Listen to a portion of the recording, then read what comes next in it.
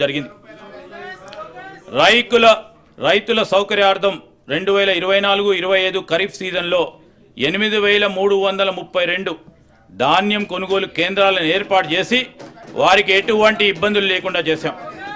అకాల వర్షాల వలన ధాన్యం పాడవకుండా పండిన ధాన్యాన్ని రైతుల కొనుగోలు కేంద్రాలకు తీసుకువచ్చే సమయంలో ఎటువంటి నష్టం జరగకుండా గంటకు వాతావరణ సూచనలు అటు రైతులకు ఇటు కొనుగోలు కేంద్రాలకు తెలియజేస్తున్నాం. అధునాతనమైన డ్రైయర్లు, ధాన్యం క్లీనర్లు, తగినవన్నీ టార్పోలిన్లు రైతులకు అందుబాటులో ఉంచడం జరిగింది.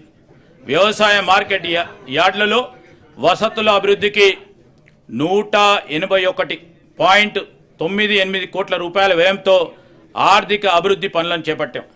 2024-25 ఖరీఫ్ సీజన్లో 10,35,484 మంది రైతుల నుండి ధాన్యం కొనుగోలు చేసి 12,511.76 రూపాయలు వారి ఖాతాలలో జమ చేయడమైనది.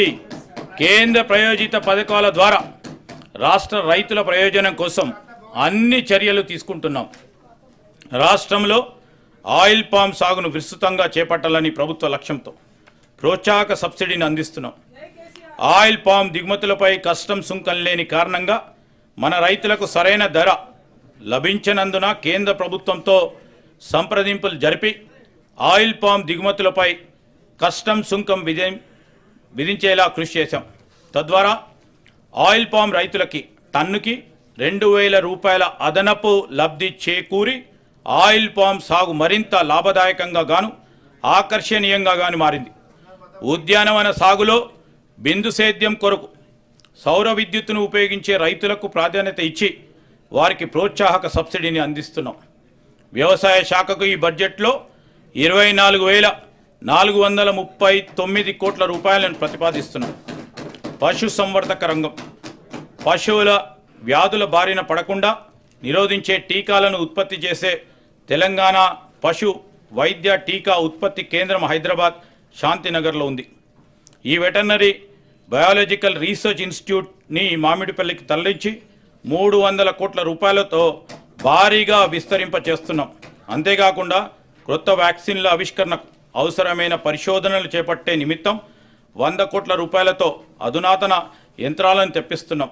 నూతనంగా ఏర్పాటయ్యే ఈ టీకాల కేంద్రాల్లో బ్యాక్టీరియల్, వైరల్ వ్యాక్సిన్ ప్రొడక్షన్ ప్లాంట్లు, క్వాలిటీ కంట్రోల్, యానిమల్ టెస్టింగ్ ల్యాబ్లు, R&D, యానిమల్ బ్రీడింగ్ సెంటర్ వంటి వాటితో పాటు స్టాఫ్ క్వార్టర్స్ కూడా నిర్మిస్తాం.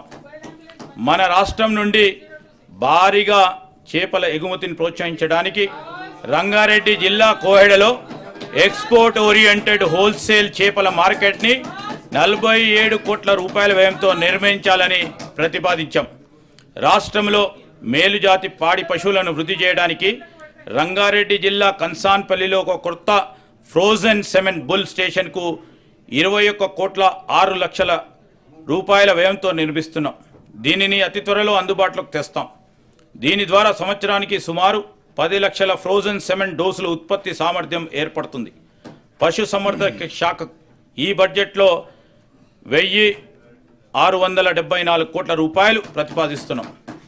భూభారతి భూమి అనేది ఒక స్థిరాస్తి మాత్రమే కాదు,